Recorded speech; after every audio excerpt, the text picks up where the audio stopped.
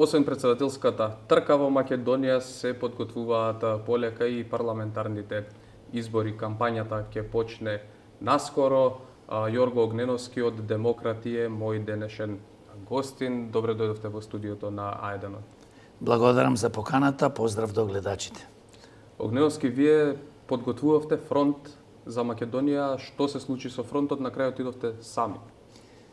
Ние подготвувавме фронт скоро цела година.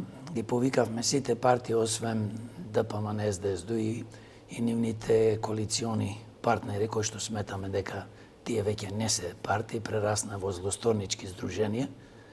Разговаравме со повеќе луѓе, морам да ги спомнам сега тука.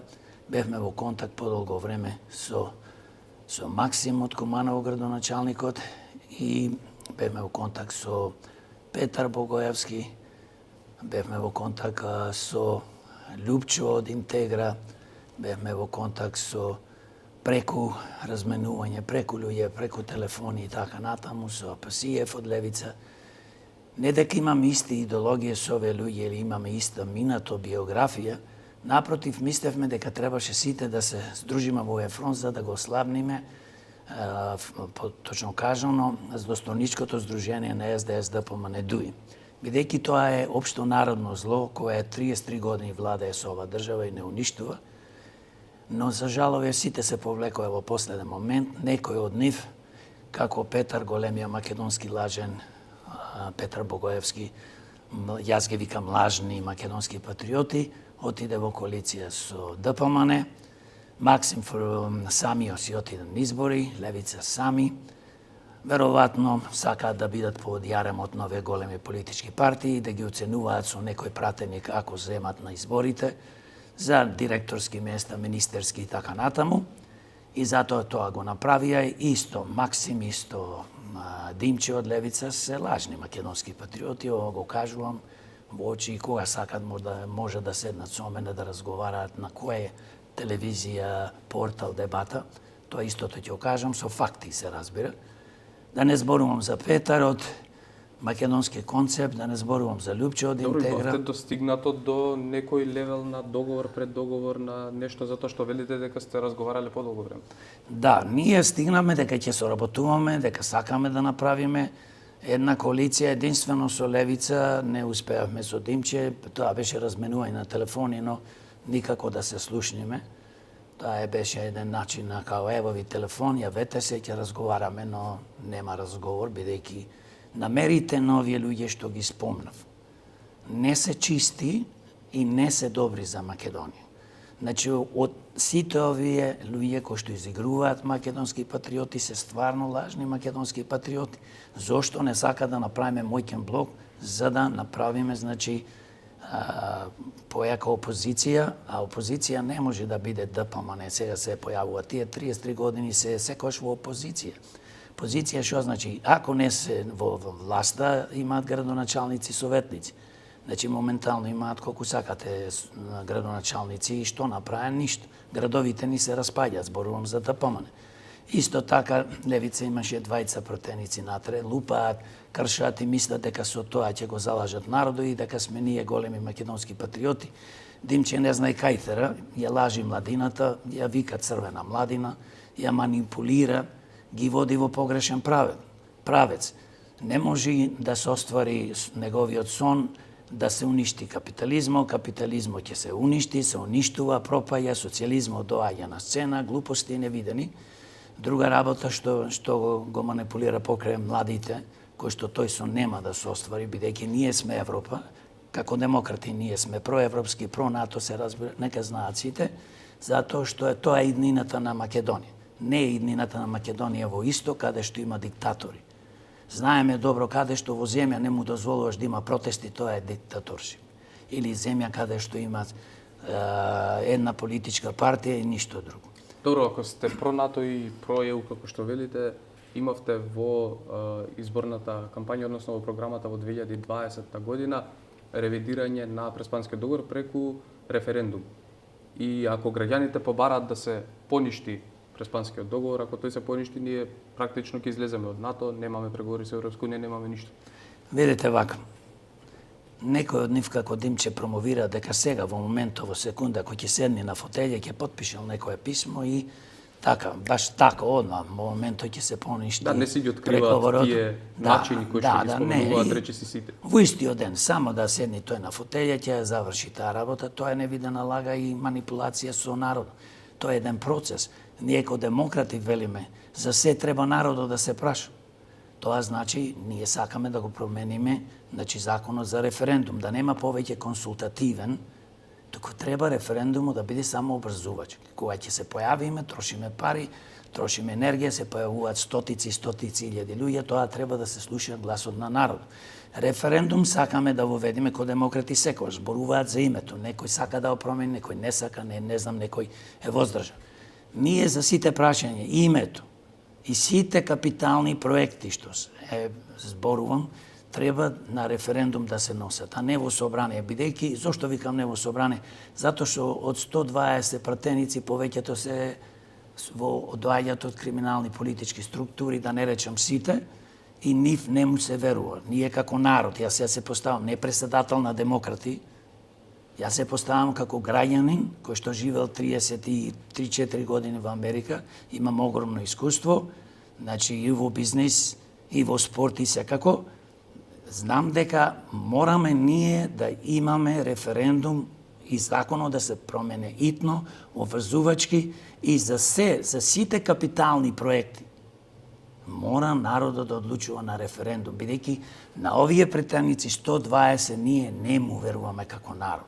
Покрај тоа што некој од нив се покажува, еве, као наводно тие се борат за народот, сите тоа го кажуваат, но поготово некој од нив кажува дека тие се патриоти, дека сакаат да спасат Македонија, името ќе го вратат, ќе го избркаат НАТО и така натаму. Тоа е илузија.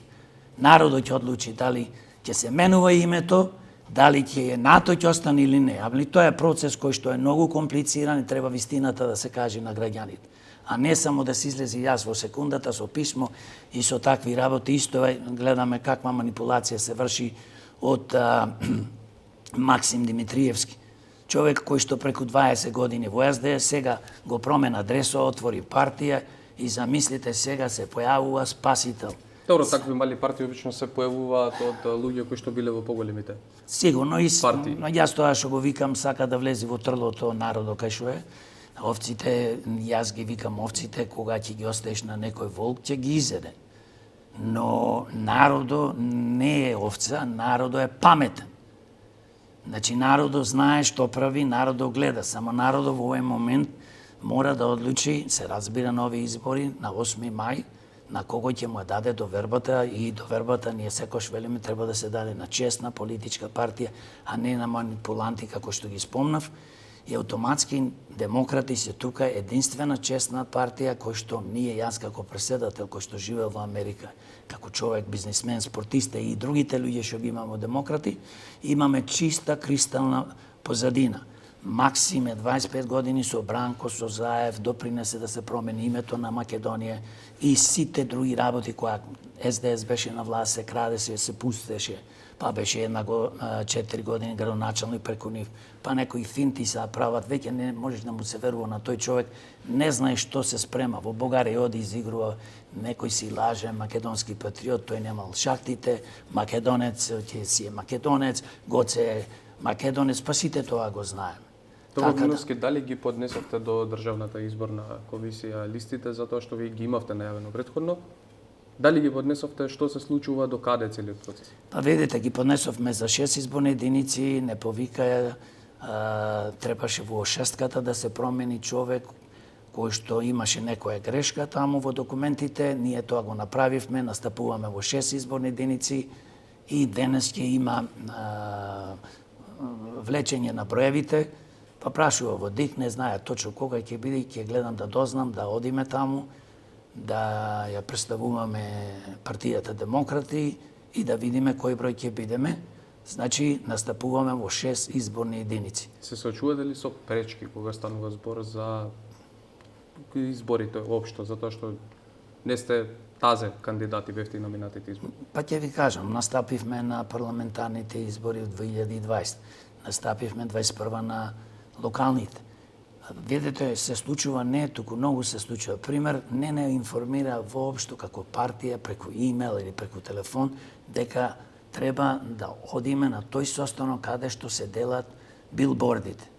После тоа, ако си заврши се, кога кажа негде слушнав на телевизија или друг ми кажа, па вие не дојдовте там. Па вие треба да не информирате.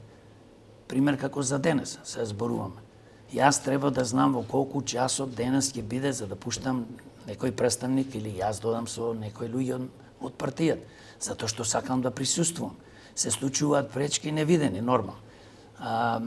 Работев со луѓе од ДИК, во конкретниот случај за документите, ФРБ, овие избори не можам да се пожелам и дури ни помогнаа во објаснувањето, но еве конкретниот случај кога ти не знаеш кога, во кој ден се делат билбордите. Ако не си таму, тогаш другите што се партии ќе ти ги земат тие билборди. И друга работа што е проблем, а тоа е нормално промена на изборниот законник, што ние го викаме ко демократи, криминален изборен законник, треба да се променат многу работи, да спомнам само на брзина сега, една изборна единица. Така, разговараме за една добро, изборна единица.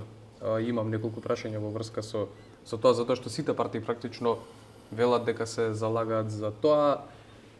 Зошто не се кандидиравте, зошто немавте кандидат за председател? Па немавме затоа што за две работи немавме кандидат. Првата работа сакавме да се фокусираме на парламентарните избори, да ги потрошиме нашите финансиски ресурси и се разбира луѓето, бидејќи тоа е голема кампања да се води. Ние како партија немаме во изобилство пари, нас олигарси не финансираат како одредени партии што се финансирани. Ние добиваме некој динар од буџетот од државата, тоа е минимално нешто, и јас лично или некои други луѓе што спонзорираме, финансираме како донатори, да кажам. И сметавме друга работа што многу не револтира е законот за председателски избори, бара за 14 дена да собериш 10.000 потписи. Поентата е, ако ние сакавме пред 6 месеци, 5 месеци ќе почнеме и ќе соберем. Но тоа не е најважно. Најважно е дека во Македонија има многу партии што се регистрирани, повеќето 99% влегуваат во коалиција со овие злосторнички здруженија што викаме злото на Македонија, СДС, ДПМН, ДУИ, личен корис. Во конкретниот случај имавме понуда од ДПМН, ја одбивме, разговаравме на таа тема. Ние сакаме со нив да разговараме кога ќе се сретниме за промена на закони, за развој на економијата, на образованието. Таму се разговара колку директорски места, колку министерски, во тој стил, ние ќе држиме законодавната власт, вие извршната, тука се директорите и така натаму. Тоа не го сакаме ние како луѓе пред се, ние сакаме во собрание да влеземе, демократи да бидат во собрание, со пратеници, затоа таа шароликост треба тој мозаик да постои. Не може само 2-3 партии, 4 да бидат во собрание. Значи, да, гледаме дека во изминатиот период имавме многу партии кои што се била сами, многу мал дел од нив влегува. Видете, ние веќе ова ни е 6-та година.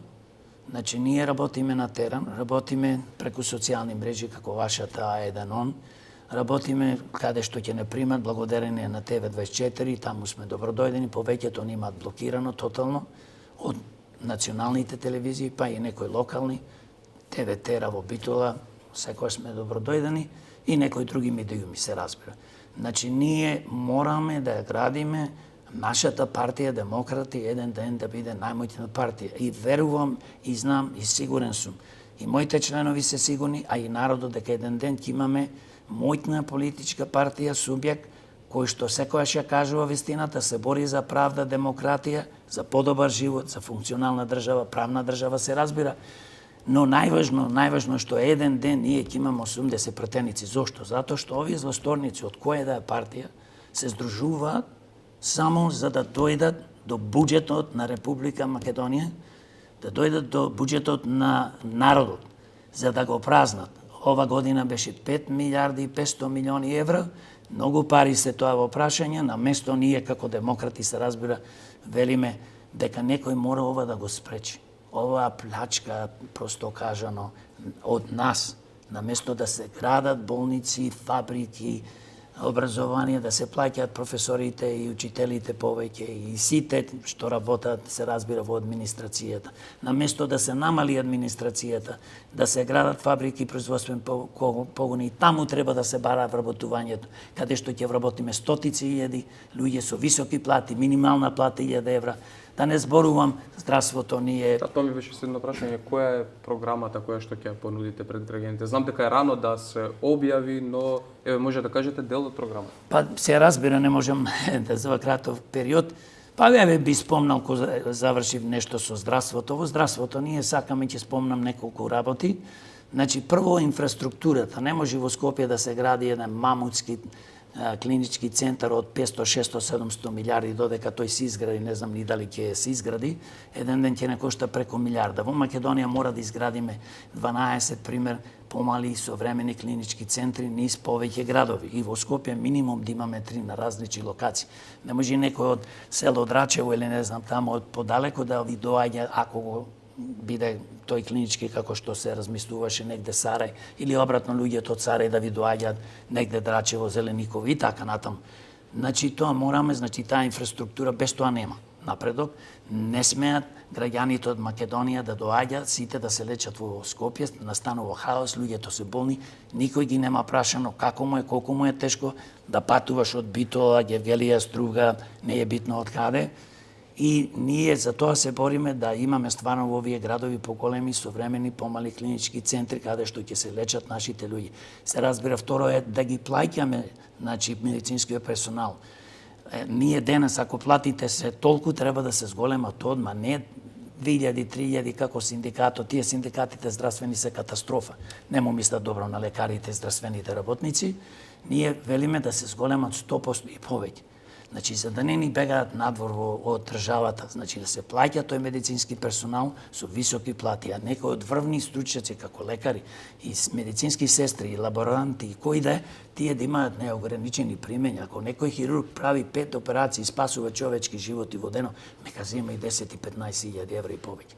Значи, нашата приказна... Издржи ли буџетот тоа? Ќе го издржи сигурно, ќе го издржи, само да довршам и ќе ви кажам како ќе го издржи.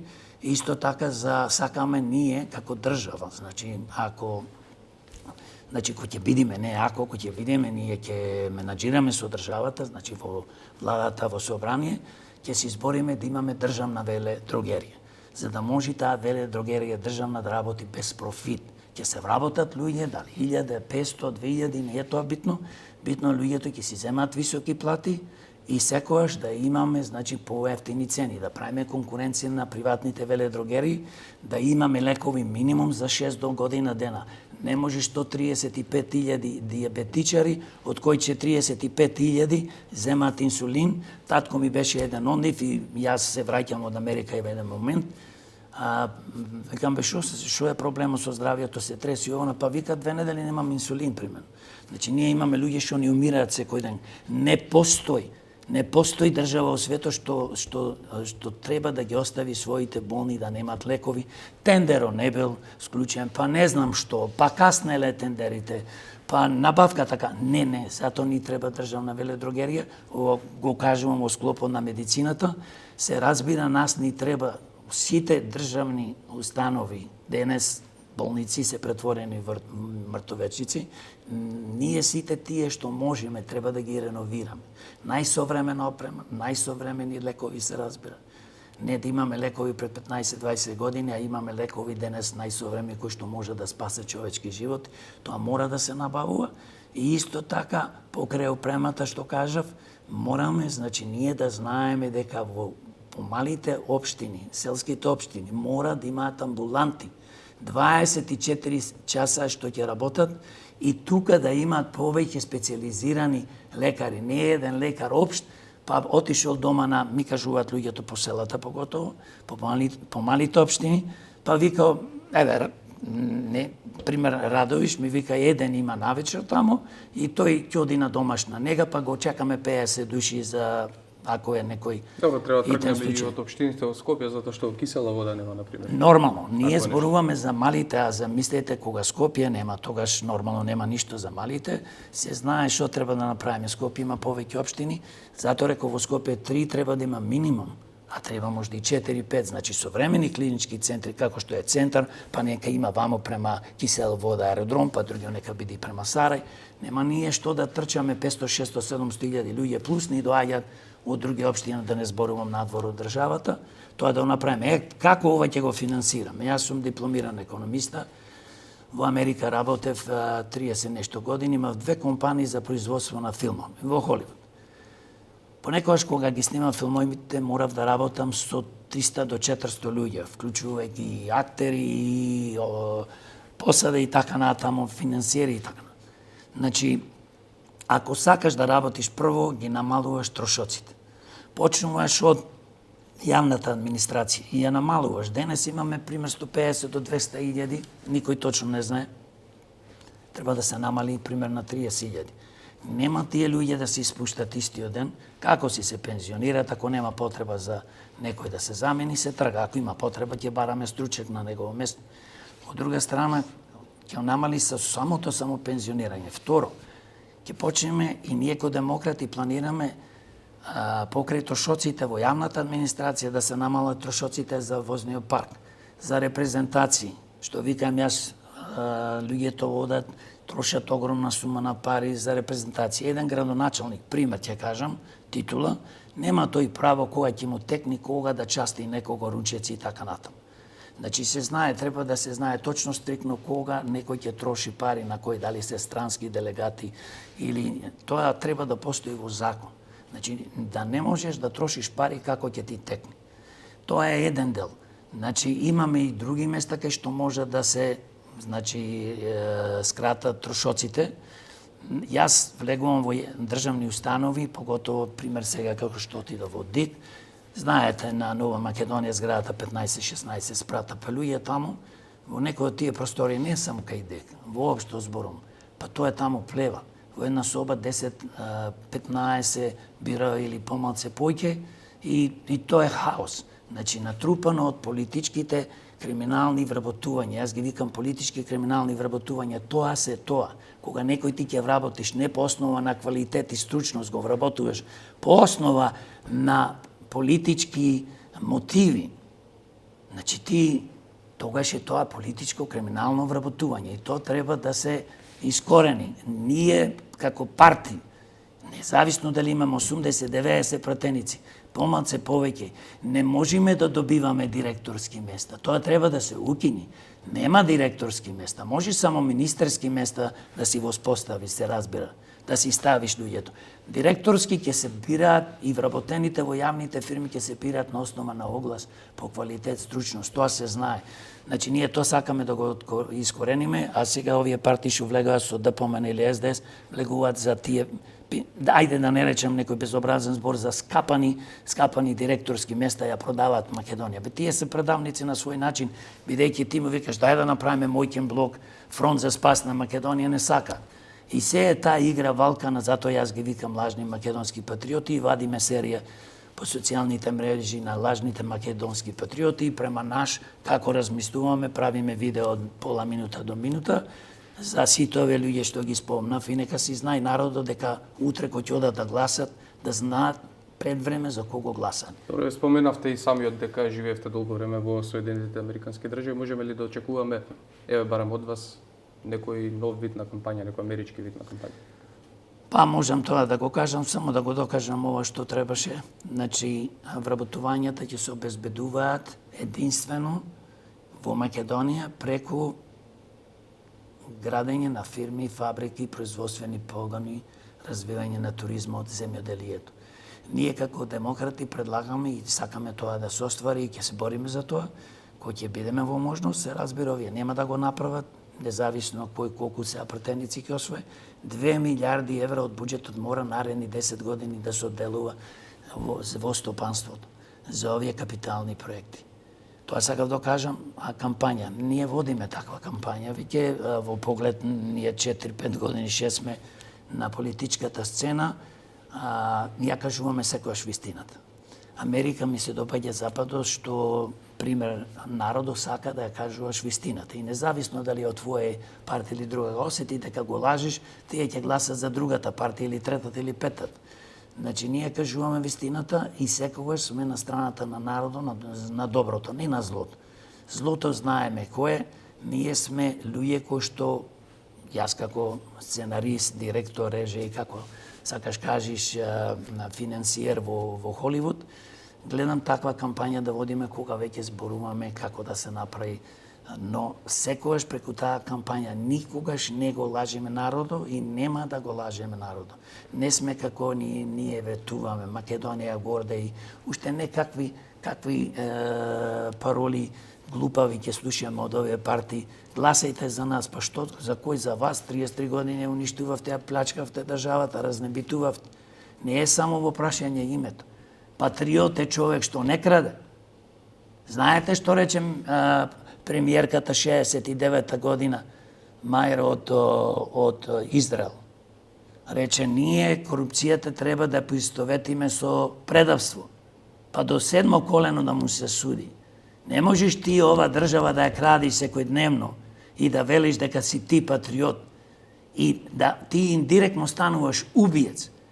Некои политичари, политички структури што се вездосторнички, тие презадоа улогата на како мафијаши, како убици. Зошто се убици индиректно? Затоа што ги крадат парите, да нема пари за инвестирање во здравството. Имаме катастрофални болници, мртовечици. Немаме лекови, гледавте што ни се случи со онкологија и тоа се случува во други оддели, ма уште тоа наводно не е откриено. Гледам, имаме лекари, супер лекари, добри лекари, све, има една мала група на лекари кои што мито му земаат на сиромаштијата. Наместо да го лечи, тој пари му бара. Ако сакаш пари, излези на демонстрации со демократи, па да ги покачиме платите 2 пати, 3 пати, повеќе 200-300%, а не да бараш пари. Значи имаме невидена корупција таму, имаме помеѓу политичарите, и имаме во судството невидена корупција. Да, тоа ми бе следните прашања. Судството и корупцијата. Имаме голема корупција, државата како може да се справи според вас со оваа корупција и како може да се справи со судството? Еве, например, ние имавме кривичен законник со поголеми казни, си ги намаливме казните. Па види, во судството владе тешка корупција кај одредена група на суди и тука можам да спомнам јавното обвинителство, но зборуваме сега за судите. Тоа не се многу, доволно се за да доведат да го направат судството да биде корумпирано. Има многу честни суди. Ние тоа го знаеме, има суди кои што сакаат стварно да судат како треба, се неверојатно под притисок од овие злосторнички партии, да кажеме здружение. Значи како можеме? Единствено во собрание да се донеси закон, нормално со 80 пратеници, 81, за тоа ние ќе се залагаме, да се испуштат судите, да ги пуштиме дома, да донесиме закон да се почне од нула и да се направи ревизија на сите суди, на имањето, на богатството и како работеле, на сите предмети, зошто ги кријат предметите со години, зошто ги застаруваат, сега кажа се разбира во собрание пратениците, повеќето од нив се и криминални пратеници на свој начин, донесуваат, затоа велам криминални, донесуваат закони на штета на народот на Македонија. Донесуваат закони на штета на економијата, образованието, инфраструктурата, здравството и така натаму, животната средина. Значи, ние тоа можеме да ги распуштиме и да кажеме за 3 месеци 90 дена ќе мируваат сите предмети. Ние како граѓани на непосредни избори ќе ги избериме овој суди, да знаеме со биографија кој се шо се. Не може судија да биде никој со 2 дена, 3 дена и завршен некој судски испит, одма судија.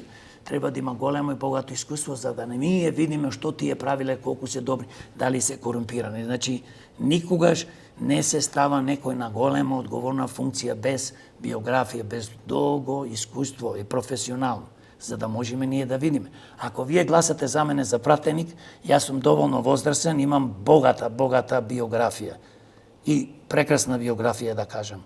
Но ако некој ставите 25-30 години, тој има помала биографија, не значи дека има лоша.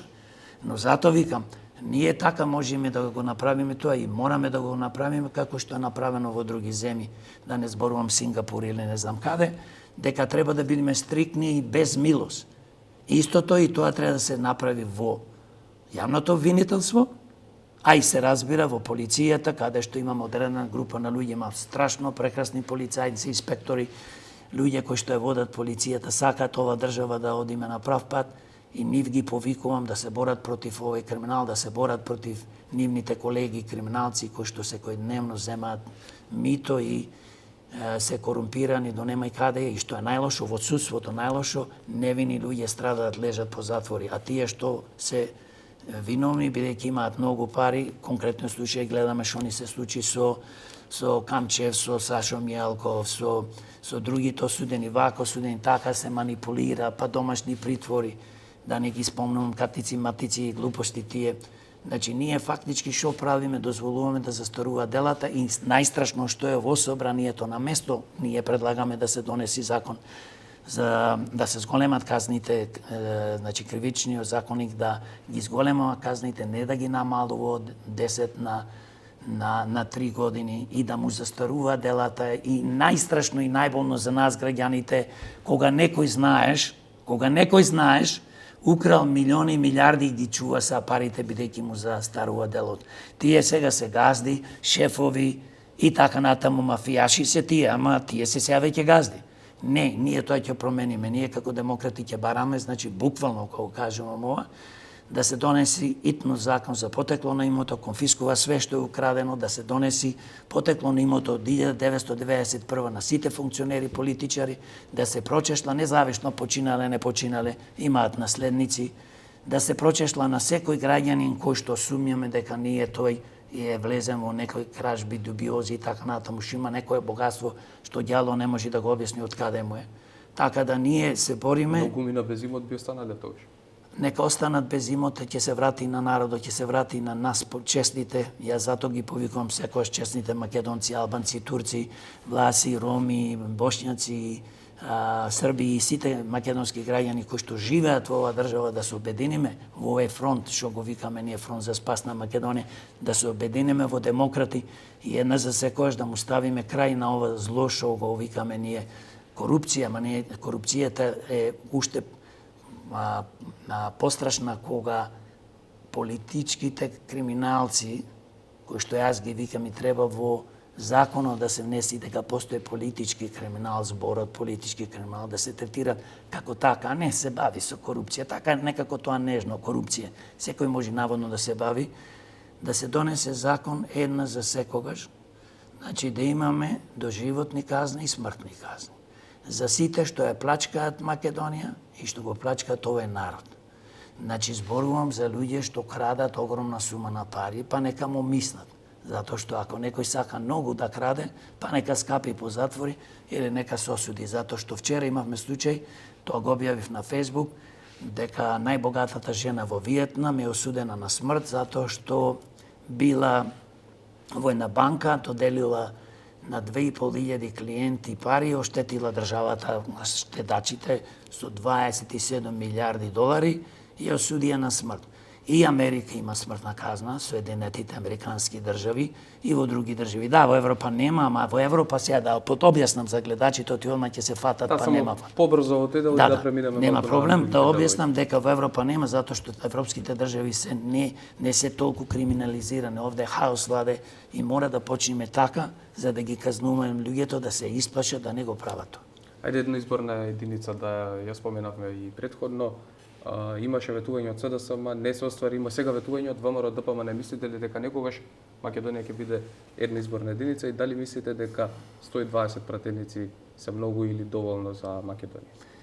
Видете, додека се на власт злото, ДПМН, СДС и со нивните коалициони полтрончина и другите кои што изагруваат, одат самостолно, а самостолни се и независни наводно, после ќе му се приклучат, се разбира, да формираат влада за своји лични интереси, нема да се оствари тоа, бидејќи во нивен интерес е вака да биде. Тие донесоа закон да има 6 изборни единици, парите што се делат 97% тие ги добиваат, ние кои што немаме пратеници ги делиме помеѓу нас 3%, зборувам за избори, зборувам исто и за преку годината, ние добиваме тронки, тие добиваат милиони. Друго, нема да се оствари, бидејќи не е во нивен интерес.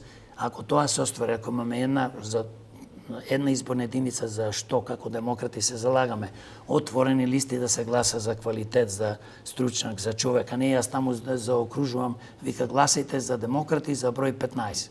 И што таму 20 луѓе можеш секакви да ставиш. Можеш криминалци да ставиш, луѓе што не се вредни, можеш се и се што да ставиш. Све тоа поминува.